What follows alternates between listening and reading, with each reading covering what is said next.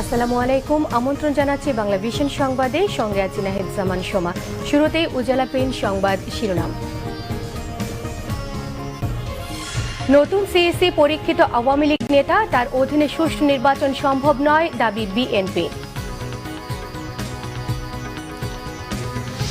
BNP একটি বেপরোয়া দল, যে কোনো সময় রাজনীতিতে ঘটাতে পারে দুর্ঘটনা, বলছে আওয়ামী লীগ।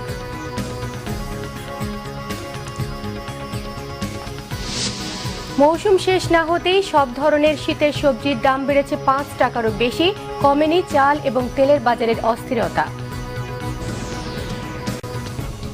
শুনছিলেন উজালা পেন সংবাদ শিরোনাম, বিস্তারিত। বিএনপি নেতারা বলেছেন, আওয়ামী লীগ দাবি করলেও নির্বাচন কমিশন গঠনে জনমতের প্রতিফলন ঘটেনি। তারা বলেছেন, প্রধান নির্বাচন কমিশনার আওয়ামী লীগের পরীক্ষিত নেতা, তার অধীনে সুষ্ঠু নির্বাচন সম্ভব নয়। জনমতের প্রতি সম্মান দেখিয়ে নুরুল হুদা সিইসি পদ থেকে সরে দাঁড়ালে জাতি খুশি হবে বলে মনে করেন বিএনপি নেতারা।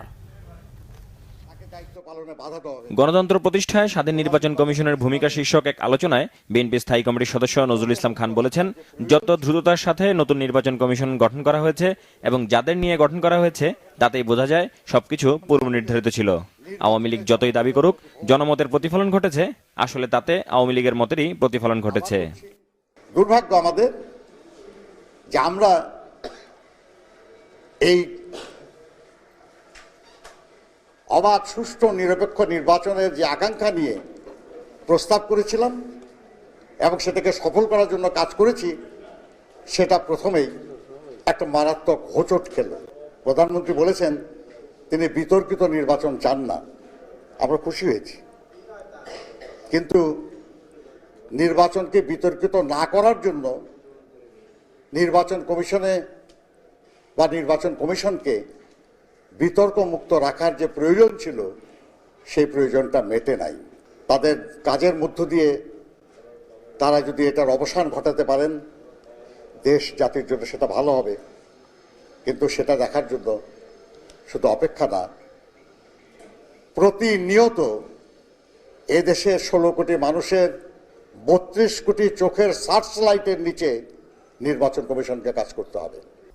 এদিকে নয়াপল্টন দলীয় কার্যালয়ে এক সংবাদ সম্মেলনে বিএনপির সিনিয়র যুগ্ম মহাসচিব রুহুল কবির রিজভী বলেন, ৫ বছরেও সাংবাদিক দম্পতি সাগর রুনির প্রকৃত খুনিদের বের করতে না পারার ব্যর্থতা জাতির জন্য লজ্জাজনক।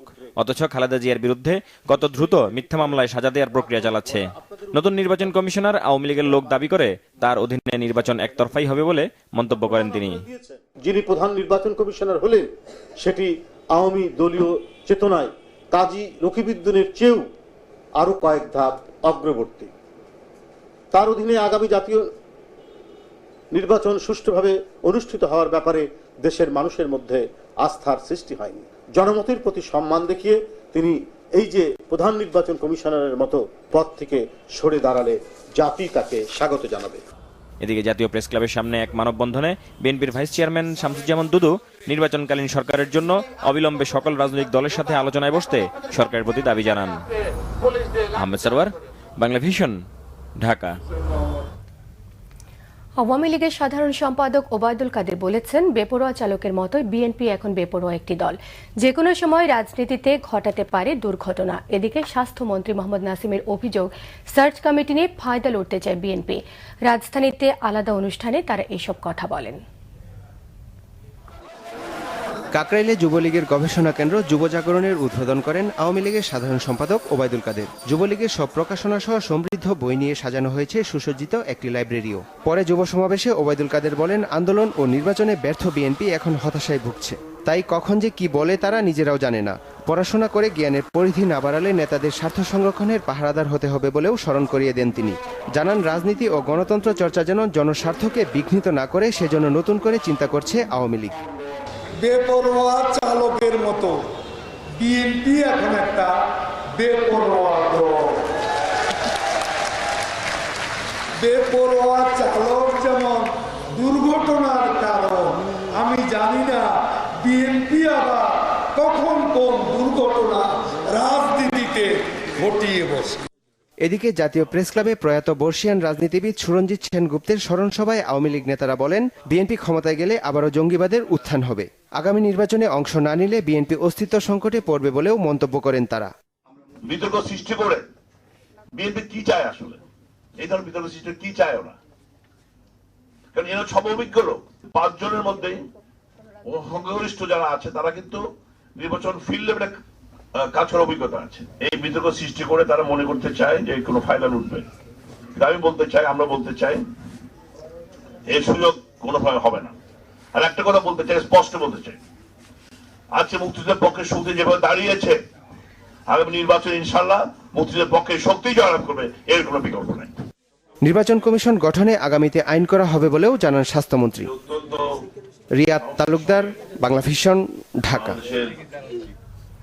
কমিশন নিরপেক্ষ হলে সুষ্ঠু নির্বাচন নিশ্চিত করতে না পারলেও খারাপ এবং কারচুপিমূলক নির্বাচন ঠেকাতে পারবে বলে মন্তব্য করেছেন সুশাসনের জন্য নাগরিক সুজনের সম্পাদক বদিউল আলম মজুমদার। তিনি বলেন, বর্তমান সরকারের আমলে নারায়ণগঞ্জের নির্বাচন ছাড়া কোনো নির্বাচনই সুষ্ঠু হয়নি।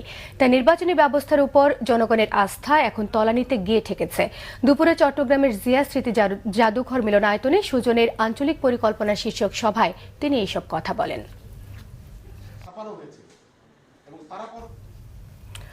মৌসুম শেষ হবার আগেই বাড়তে শুরু করেছে শীতের সবজির দাম। সরবরাহ কমে যাওয়ার অজুহাতে ফুলকপি, বাঁধাকপি এবং টমেটো সহ প্রায় সব ধরনের সবজির দাম 5 থেকে 10 টাকা পর্যন্ত বেড়েছে। মাঘ মাস শেষ না হতে অস্থির হয়ে উঠেছে শাকসবজির বাজার। বেশিরভাগ বাজারে ভরপুর আমদানির পরও সবজির দর বৃদ্ধির যৌক্তিক কারণ খুঁজে পাচ্ছে না ভোক্তারা। বাড়তি দর নিয়ে বেশিরভাগ ক্রেতা অসন্তুষ্টি জানালেও গায়ে মাখছেন না কেউ কেউ। শুক্রবার কারওয়ান বাজারে ফুলকপি, বাঁধাকপি বিক্রি হয়েছে 25 থেকে 35 টাকায়। অন্য সবজির মধ্যে টমেটোর কেজি 35 টাকা, করলা 70 টাকা, শিম 30 টাকা এবং ভালো মানের লাউ বিক্রি হয়েছে 50 টাকায়। অন্যান্য সবজির দামও 2 থেকে 10 টাকা পর্যন্ত বেড়েছে। দর বৃদ্ধির জন্য শীত শেষ হওয়াকে দায়ী করেছেন বিক্রেতারা। চাল এবং তেলের বাজারের অস্থিরতাও কমেনি। খোলা বজ্র তেলের দাম সেভাবে না বাড়লেও বাড়তি দরে বিক্রি হচ্ছে বোতলজাত তেল। মোটা এবং চিকন চাল বিক্রি হয়েছে বাড়তি দরেই। নতুন চাল ওঠার আগে দাম কমার সম্ভাবনা কম বলেও জানিয়েছেন বিক্রেতারা। এবারে স্যাটেলাইট ট্রান্সমিটার বসানো হয়েছে কচ্ছপের পিঠে। বিলুপ্ত প্রজাতির কচ্ছপের বিভিন্ন বিষয়ের অনুসন্ধানে ট্রান্সমিটার পিঠে নিয়ে সুন্দরবনের জলসীমা সহ সমুদ্রে ঘুরে বেড়াবে 2টি পুরুষ কচ্ছপ। এরই মধ্যে কচ্ছপ 2টি অবমুক্ত করা হয়েছে আদাচাই এলাকায়। এছাড়া প্রজাতি সংরক্ষণ এবং প্রজনন সহ বংশ বিস্তারে সুন্দরবনের করম জলে গড়ে তোলা হয়েছে একটি কচ্ছপের খামারও। কচ্ছপের জীবনাচরণ সংরক্ষণ ও তাদের নিরাপত্তা নিশ্চিতে আন্তরিক সরকার। এজন্য বিশেষ ব্যবস্থায় কচ্ছপের পিঠে বসিয়ে দেওয়া হয়েছে স্যাটেলাইট ট্রান্সমিটার সংযোগ যন্ত্র। এর মাধ্যমে বিলুপ্ত প্রায় কচ্ছপ প্রজাতি রক্ষায় আশাবাদী আন্তর্জাতিক গবেষকরা। এই অঞ্চলের কচ্ছপের জীবনাচারের বিষয়ে আমরা খুব কম জানি। আমি মনে করি কচ্ছপগুলোতে যুক্ত করা ট্রান্সমিটার থেকে প্রাপ্ত তথ্য এদের সংরক্ষণের কৌশল তৈরিতে সহায়ক ভূমিকা রাখবে। অবমুক্ত করা 2টি কচ্ছপের প্রতিটির ওজন 12 কেজি। এদের পিঠে বসানো হয় 600 গ্রাম ওজনের ট্রান্সমিটার। বন কর্মকর্তা জানান, চলতি বছরের মাঝামাঝিতে করমজল কচ্ছপ প্রজনন কেন্দ্র থেকে সুন্দরবন ও বঙ্গোপসাগরে অবমুক্ত করা হবে কুমিরের বাচ্চাও। এখানে ওনারা 4টা মেল এবং 4টা ফিমেল ছেড়েছেন। এই আগামী মার্চ, এপ্রিল, মে এই সময়ের মধ্যেই ডিম পারবে। এই পরিবেশে এই সুন্দরবনের ইকোলজিটা এদের জন্য সুইটেবল কিনা, যদি এটা সুইটেবল হয় তাহলে পরবর্তীতে সবগুলো বাচ্চাই এই এলাকায় ছাড়া হবে।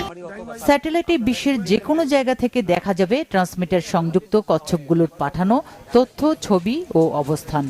সে যতবার উঠবে ততবার জিপিএস পয়েন্ট দেবে। এতে আমরা তাদের হোম রেঞ্জটা স্টাডি করতে পারবো এবং তার বিহেভিয়ার, সে কতক্ষণ পর পর পানির থেকে ওঠে এবং তার গতিবিধিটা কখন কতদূর পর্যন্ত আছে এগুলো জানার জন্য। বিশ্বে বাংলাদেশ ও ভারতের সুন্দরবন এলাকায় বাটাগুড় বাসকা প্রজাতির কচ্ছপ রয়েছে 100-র মতো। Bangla vision news desk. এবারে নিচ্ছে সিবিসি টেল সংবাদ বিরতি, সঙ্গে থাকুন। সিলেটের বিছানাকান্দিতে পাথর তোলার সময় মাটি চাপায় 3 শ্রমিক নিহত, 2 জনের লাশ উদ্ধার। কুড়িগ্রামের রৌমারী সীমান্তে বিএসএফ এর গুলিতে 1 বাংলাদেশি নিহত।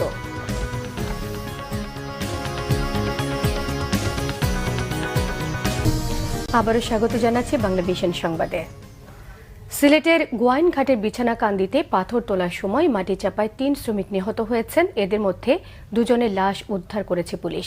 নিহতরা হচ্ছেন জাকির হোসেন এবং তোলা মিয়া। তবে অন্য আরেক শ্রমিকের পরিচয় এবং সন্ধান এখনও পাওয়া যায়নি। এদিকে দুর্ঘটনাটি ধামাচাপা দিতে রাতের আধারেই শ্রমিকদের লাশ সরিয়ে ফেলেছেন বলে জানিয়েছেন গোয়াইনঘাট থানার ওসি দেলোয়ার হোসেন।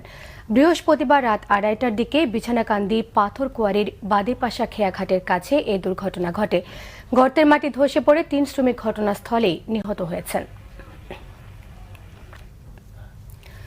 কুড়িগ্রামের রৌমারী সীমান্তে বিএসএফ এর গুলিতে এক বাংলাদেশি নিহত এবং আরেকজন আহত হয়েছে। বিজিবি জানিয়েছে, উপজেলার দাঁতভাঙ্গা ইউনিয়নের কাওয়ারচর গ্রামে ধর্মপুর সীমান্তে রাতে গরু পারাপার করছিলেন কয়েকজন। এ সময় বিএসএফ এর গুটলিগাঁও ক্যাম্পের সদস্যরা গুলি ছুড়লে ঘটনাস্থলে নিহত হয় টুলু। আহত হয় চাটক কড়াইবাড়ি গ্রামের সিফাত আলী। জামালপুর 35 বিজিবির অধিনায়ক লেফটেন্যান্ট কর্নেল আতিক রহমান ঘটনার সত্যতা নিশ্চিত করে বলেছেন, এর প্রতিবাদ জানিয়ে পতাকা বৈঠকের আহ্বান জানানো হয়েছে।